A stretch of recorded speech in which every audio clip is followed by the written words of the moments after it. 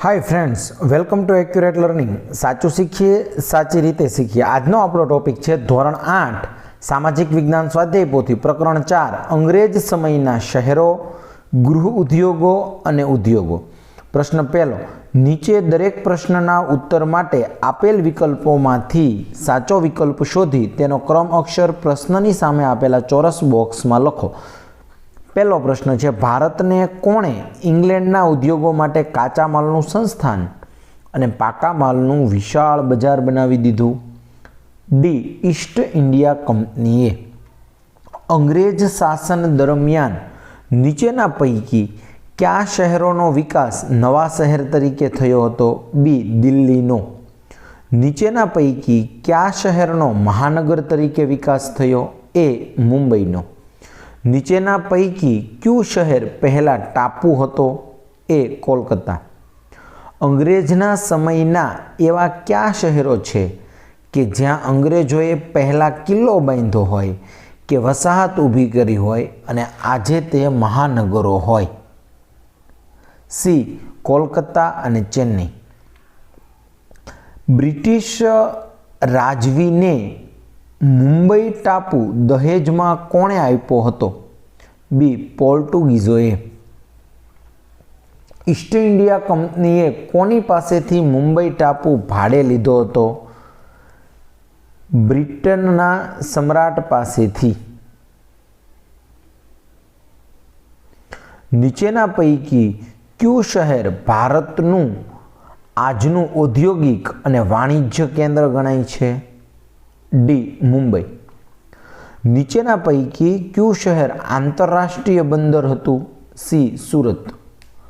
ईस्वीसन 1640 में अंग्रेजोए मद्रास पासे कई कोठीनी स्थापना करी हती? ए, फोर्ट विलियम जॉर्जनी। फोर्ट विलियम किल्लो पाछळथी क्या शहर तरीके विकास पाम्यो हतो? डी, कोलकाता। अंग्रेजोए स्थापेला फोर्ट सेंट जॉर्जनी आसपास आजनु क्यू शहर बन्यु छे? ए, चेन्नई।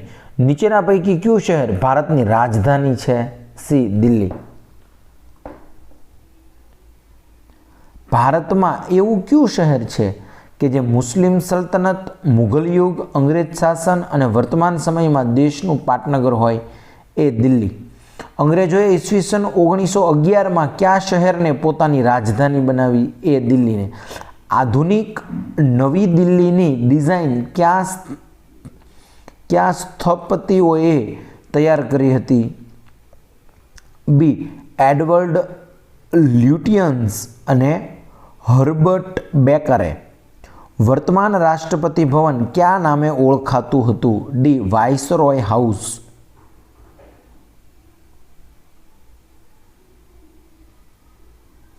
भारतना कारीगरो क्या फूलोनो उपयोग करीने कपड़ाने रंगवानुं काम करता हता? ए, केसुडाना।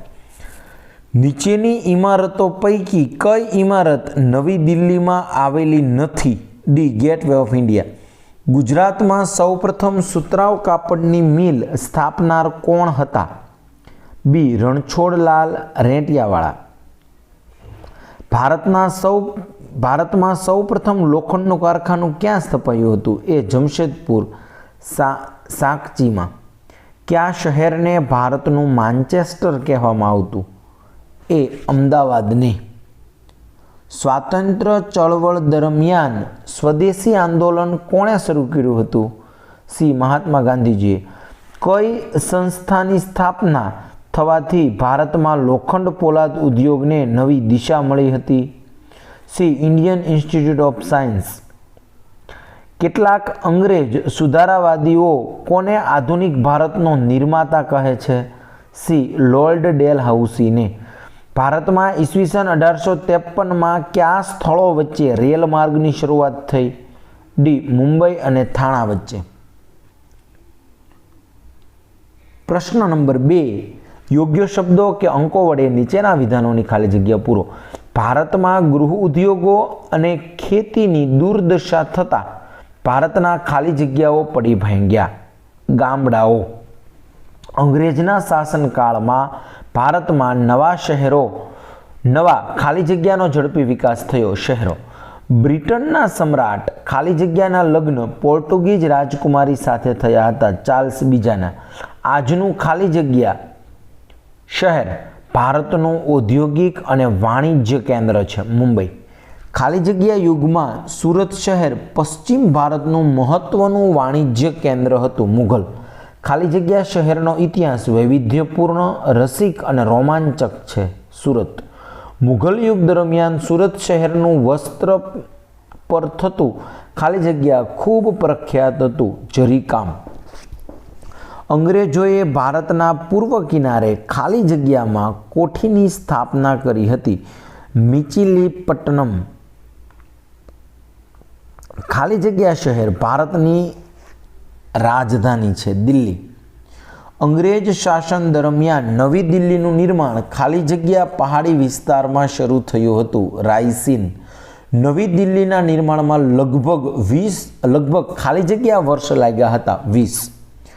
ઇંગ્લેન્ડમાં થયેલી ખાલી જગ્યા ક્રાંતિને કારણે ભારતના ગૃહ ઉદ્યોગો પડી ભાંગ્યા. ઔદ્યોગિક ગૃહ ઉદ્યોગોને કારણે ભારતની ખાલી જગ્યા મજબૂત હતી.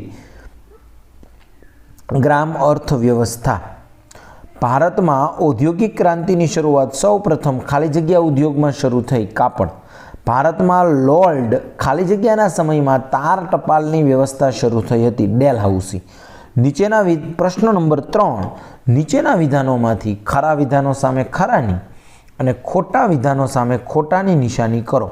પહેલું, ભારતની સાંસ્કૃતિક સમૃદ્ધિ છેક 18મી સદી સુધી યથાવત રહી. ખોટું. બ્રિટનના સમ્રાટ જેમ્સ લુઈ બીજાના લગ્ન પોર્ટુગીઝ રાજકુમારી સાથે થયા હતા. ખોટું.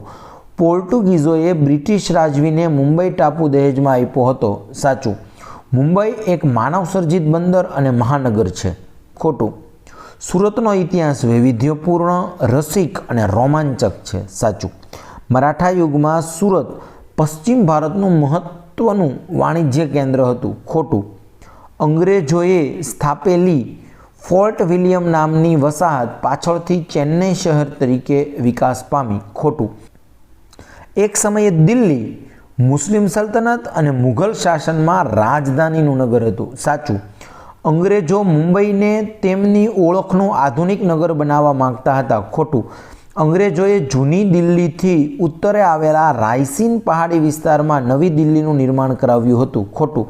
ભારતીય મલમલ અને પટોળા પોતાની પાસે હોવા એ અમીરીની ઓળખ ગણવામાં આવતી હતી. સાચું.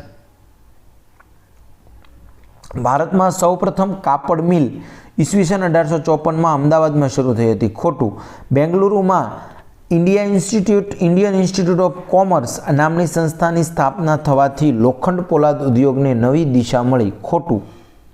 પ્રશ્ન નંબર 4 બંધ બેસતા જોડકા જોડો. ઉત્તરના ખાનામાં વિભાગ બ નો ક્રમાંક લખો. વિભાગ અ માં આપણને પહેલું આપેલું છે લોખંડ પોલાદ ઉદ્યોગ, તો એની સામે જવાબમાં આવશે ત્રીજું જમશેદપુર. બીજું છે કાપડ ઉદ્યોગ, તો એની સામે જવાબમાં આવશે ચોથું અમદાવાદ. ત્રીજું છે ફોર્ટ સેન્ટ જ્યોર્જ, તો એની સામે આવશે પાંચમું ચેન્નઈ. અને ફોર્ટ વિલિયમ, તો એની સામે આવશે પહેલું કોલકાતા.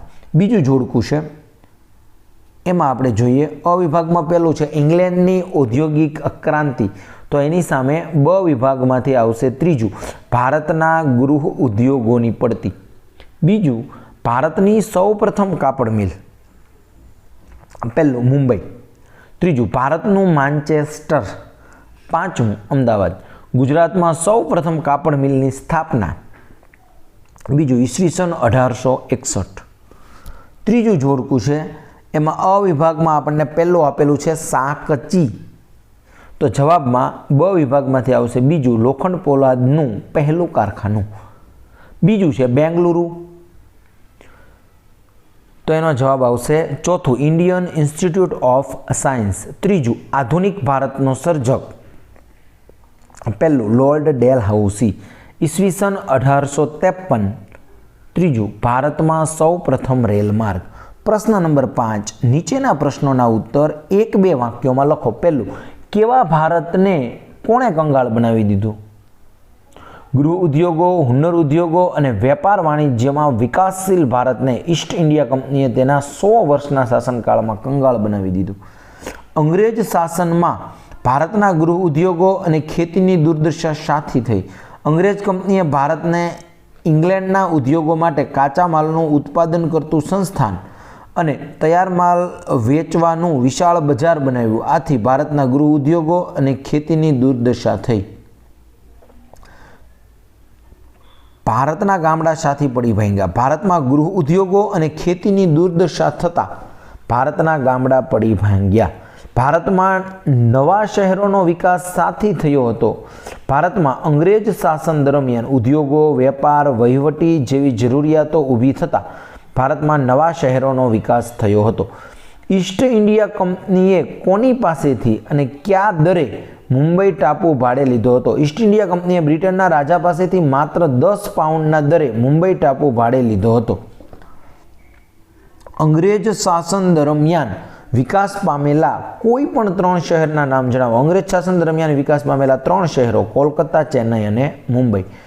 ઈસ્ટ ઇન્ડિયા કંપનીએ મુંબઈ ટાપુનો કેવો વિકાસ કર્યો? ઈસ્ટ ઇન્ડિયા કંપનીએ મુંબઈ ટાપુનો કુદરતી બંદર અને ઔદ્યોગિક શહેર તરીકે વિકાસ કર્યો. મુઘલ યુગમાં સુરતનો કેવો વિકાસ થયો હતો? મુઘલ યુગમાં પશ્ચિમ ભારતના વેપારના એક મહત્વના વાણિજ્ય કેન્દ્ર તરીકે સુરતનો વિકાસ થયો હતો. 17મી સદીમાં સુરતમાં કોના કારખાના અને માલ ગોદામો હતા? 17મી સદીમાં સુરતમાં પોર્ટુગીઝો એટલે કે ફિરંગીઓ, ડચો અને અંગ્રેજોના કારખાના અને માલ ગોદામો હતા. અંગ્રેજોએ સ્થાપેલા કયા વેપારી મથકો આધુનિક ભારતના મહાનગરો બન્યા છે? અંગ્રેજોએ સ્થાપેલા મુંબઈ, ચેન્નઈ અને કોલકાતા વેપારી મથકો આધુનિક ભારતના મહાનગરો બન્યા છે. મધ્યયુગ દરમિયાન દિલ્હી કોની રાજધાનીનું નગર હતું? મધ્યયુગ દરમિયાન દિલ્હી મુસ્લિમ સલ્તનત અને મુઘલ શાસકોની રાજધાનીનું નગર હતું. અંગ્રેજો દિલ્હીને શું બનાવવા માંગતા હતા? અંગ્રેજો દિલ્હીને તેમની ઓળખનું આધુનિક શહેર બનાવવા માંગતા હતા. નવી દિલ્હીનું નિર્માણ અંગ્રેજ કાળમાં કયા પહાડી વિસ્તારમાં શરૂ થયું હતું? અંગ્રેજ કાળમાં નવી દિલ્હીનું નિર્માણ જૂની દિલ્હીથી દક્ષિણમાં આવેલા રાયસીન પહાડી વિસ્તારમાં શરૂ થયું હતું. નવી દિલ્હીમાં કઈ યાદગાર ઇમારતોનું નિર્માણ કરવામાં આવ્યું? નવી દિલ્હીમાં વાઇસરોય હાઉસ, હાલનું રાષ્ટ્રપ્રમુખ ભવન, સચિવાલય, સંસદ ભવન, સરકારી વહીવટની ઇમારતો વગેરે યાદગાર ઇમારતોનું અને રાજપથ માર્ગનું નિર્માણ કરવામાં આવ્યું. અમદાવાદમાં કાપડની સૌપ્રથમ મિલ ક્યારે અને કોણે શરૂ કરી હતી? અમદાવાદમાં કાપડની સૌપ્રથમ મિલ 30 મે 1861ના રોજ શ્રી રણછોડલાલ છોટાલાલ રેંટિયાવાળાએ શરૂ કરી હતી. સ્વદેશી આંદોલનથી ભારતના કયા ગૃહ ઉદ્યોગોને પ્રોત્સાહન મળ્યું? સ્વદેશી આંદોલનથી ભારતના ગ્રામ ઉદ્યોગો, હાથકાંતણ, હાથવણાટ, કુટીર ઉદ્યોગો, હુન્નર ઉદ્યોગો વગેરે ગૃહ ઉદ્યોગોને પ્રોત્સાહન મળ્યું. ભારતમાં સૌપ્રથમ કાપડ મિલ ક્યાં શરૂ થઈ હતી? ભારતમાં સૌપ્રથમ કાપડ મિલ ઈસવીસન 1854માં મુંબઈ શહેરમાં શરૂ થઈ હતી. ભારતમાં લોખંડ પોલાદનું સૌપ્રથમ કારખાનું કોણે ક્યાં સ્થાપ્યું? ભારતમાં લોખંડ પોલાદનું સૌપ્રથમ કારખાનું જમશેદસિંહ તાતાએ સાંકચી, હાલનું જમશેદપુર ખાતે સ્થાપ્યું. ભારતમાં રેલવેની સૌપ્રથમ શરૂઆત ક્યારે અને ક્યાં થઈ? ભારતમાં રેલવેની સૌપ્રથમ શરૂઆત 16 એપ્રિલ 1853ના રોજ મુંબઈ અને થાણા વચ્ચે થઈ. ભારતમાં કોના સમયમાં કયા તાર ટપાલની શરૂઆત થઈ હતી? ભારતમાં ગવર્નર જનરલ લોર્ડ ડેલહાઉસીના સમયમાં કલકત્તાથી પેશાવર અને મુંબઈથી મદ્રાસ વચ્ચે તાર ટપાલની શરૂઆત થઈ હતી. પ્રશ્ન નંબર 6. નીચેના વિધાનોના ઐતિહાસિક કારણો લખો. પહેલું, અંગ્રેજ શાસન દરમિયાન ભારતના ગૃહ ઉદ્યોગો અને હસ્ત ઉદ્યોગો પડી ભાંગ્યા. તો એનું કારણ છે ઇંગ્લેન્ડમાં થયેલી ઔદ્યોગિક ક્રાંતિને લીધે ત્યાંથી મોટા પ્રમાણમાં કાપડ અને અન્ય માલ ભારતમાં આવવા લાગ્યો. એ માલ ભારતમાં ખપાવવા માટે અંગ્રેજોએ તેના પર નામની જકાત નાખી હતી, જ્યારે ભારતમાં ઉત્પન્ન થતા માલની હેરફેર પર ભારે જકાત નાખી હતી. તેથી ભારતના ગૃહ ઉદ્યોગો દ્વારા બનાવેલો માલ ઇંગ્લેન્ડથી આવતા માલ કરતાં મોંઘો બન્યો અને પરિણામે ભારતમાં ગૃહ ઉદ્યોગો અને હસ્ત ઉદ્યોગો તેમની સામે હરીફાઈમાં ટકી શક્યા નહીં. ભારતના બજારોમાં ઇંગ્લેન્ડનો માલ વેચાવા લાગ્યો. આમ અંગ્રેજ શાસન દરમિયાન ભારતના ગૃહ ઉદ્યોગો અને હસ્ત ઉદ્યોગો ભાંગી પડ્યા. અમદાવાદને ભારતનું માન્ચેસ્ટર કહેવામાં આવતું હતું, કારણ કે ગ્રેટ બ્રિટનના માન્ચેસ્ટર શહેરના કાપડના ધમધમતા ઉદ્યોગોની જેમ અમદાવાદમાં પણ કાપડનો ઉદ્યોગ ખૂબ મોટા પાયે વિકસ્યો હતો. એ સમયે અમદાવાદમાં કાપડની 106 જેટલી મિલો હતી. તેથી અમદાવાદને ભારતનું માન્ચેસ્ટર કહેવામાં આવતું. કેટલાક અંગ્રેજ સુધારકો લોર્ડ ડેલહાઉસીને આધુનિક ભારતનો નિર્માતા કહે છે, કારણ કે કેટલાક અંગ્રેજ સુધારકો ગવર્નર જનરલ લોર્ડ ડેલહાઉસીને આધુનિક ભારતનો નિર્માતા કહે છે, કારણ કે તેના સમયમાં રેલવે અને તાર ટપાલની શરૂઆત થઈ, તેમજ તેણે કેટલાક સામાજિક અને શિક્ષણ અંગેના સુધારા કર્યા હતા. પ્રશ્ન નંબર 7, નીચેના પ્રશ્નોના ઉત્તર લખો. પહેલો પ્રશ્ન છે, અંગ્રેજ શાસનની શરૂઆતમાં ભારતીય ઉદ્યોગોની સ્થિતિ જણાવો. ભારતમાંથી સસ્તી કિંમતે ખરીદેલો કાચો માલ ઇંગ્લેન્ડ અને અન્ય યુરોપીય દેશોમાં વેચીને બ્રિટિશ કંપનીને મોટો નફો થતો હતો. એ નફામાંથી ઇંગ્લેન્ડના ઉદ્યોગોનો વિકાસ થવા લાગ્યો. ભારતના ભોગે ઇંગ્લેન્ડને સમૃદ્ધ બનાવવા માટે અંગ્રેજોએ વિવિધ રીત રસમો અપનાવીને ઈસવીસન 1818 સુધીમાં સમગ્ર ભારત પર પોતાની રાજકીય સત્તા સ્થાપી દીધી. ઔદ્યોગિક ક્રાંતિને લીધે ઇંગ્લેન્ડમાં વિકસેલા ઉદ્યોગો માટે અંગ્રેજોએ ભારતને કાચા માલનું સંસ્થાન અને તૈયાર માલના વેચાણ માટેનું વિશાળ બજાર બનાવી દીધું. પરિણામે અંગ્રેજ શાસનની શરૂઆત થતાં ભારતના સુતરાઉ કાપડ, રેશમી કાપડ, શિલ્પી અને ધાતુની વસ્તુઓ વગેરે પરંપરાગત ઉદ્યોગો પડી ભાંગ્યા. અંગ્રેજોની શોષણ નીતિ અને ભેદભાવની જકાત નીતિને કારણે ભારતના ગૃહ ઉદ્યોગો અને વેપાર ધંધા પડી ભાંગ્યા. એક સમયનું ધમધમતું સમૃદ્ધ ભારત અંગ્રેજના શાસનમાં ગરીબી અને ભૂખમરાથી ઘેરાઈ ગયું. પ્રથમ વિશ્વયુદ્ધ પછી ભારતના લોખંડ પોલાદ ઉદ્યોગોના વિકાસ વિશે જણાવો. પ્રથમ વિશ્વયુદ્ધ દરમિયાન ઉત્પાદનોની જરૂરિયાતો વધતા ભારતમાં ઔદ્યોગિક વિકાસને વેગ મળ્યો. ઈસવીસન 1911માં જમશેદપુર તાતાએ ઝારખંડ રાજ્યમાં સુવર્ણરેખા અને ખરકઈ નદીઓના સંગમ નજીક સાંકચી, હાલનો જમશેદપુરમાં લોખંડ પોલાદનું સૌપ્રથમ કારખાનું સ્થાપ્યું. આ કારખાનાની સ્થાપના થતાં જ ભારતમાં લોખંડ પોલાદના કારખાના શરૂ થયા. બેંગલુરુમાં ઇન્ડિયન ઇન્સ્ટિટ્યૂટ ઓફ સાયન્સ નામની સંસ્થાની સ્થાપના થતાં લોખંડ પોલાદના ઉદ્યોગોને નવી દિશા મળી હતી. કુલ્કી, બરહાનપુર, ભદ્રાવતી, ભિલાઈ, દુર્ગાપુર,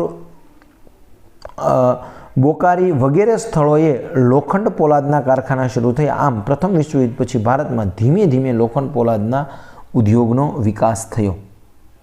પ્રશ્ન નંબર 8, નીચેના શહેરોનો પરિચય આપો. પહેલું છે મુંબઈ.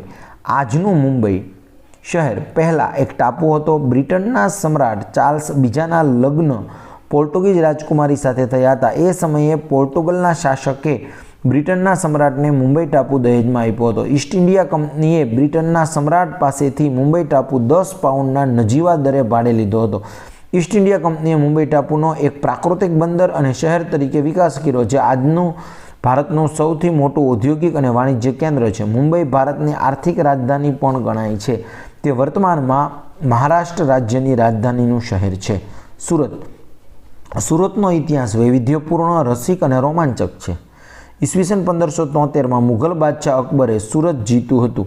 મુઘલ યુગમાં સુરત પશ્ચિમ ભારતનું વેપાર ધંધાનું મહત્વનું વાણિજ્ય કેન્દ્ર હતું. તે એક આંતરરાષ્ટ્રીય બંદર હતું. અહીં બધા જ ધર્મના અને જાતિના લોકો હળીમળીને રહેતા હતા.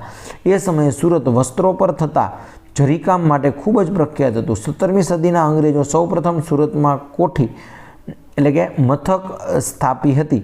એ સમયે સુરતમાં અંગ્રેજો, પોર્ટુગીઝો, ડચો વગેરે યુરોપિયન કંપનીના કારખાનાઓ અને માલ ગોદામો હતા. આજે પણ સુરત એક મહત્વનું ઔદ્યોગિક અને વાણિજ્ય કેન્દ્ર છે. અહીં હીરા ઉદ્યોગ અને સાડીઓ બનાવવાનો ઉદ્યોગ ખૂબ મોટા પાયે વિકસ્યો છે. That's it. જો તમે હજુ સુધી એક્યુરેટ લર્નિંગ ચેનલને સબસ્ક્રાઇબ નથી કરી તો ચેનલને સબસ્ક્રાઇબ કરી દો, બેલ આઇકનને હિટ કરી નોટિફિકેશનના ઓલ ઓપ્શન પર ક્લિક કરી દો, જેથી નવા વિડીયોના અપડેટ્સ રેગ્યુલરલી મળતા રહે. Thanks for watching. C you soon.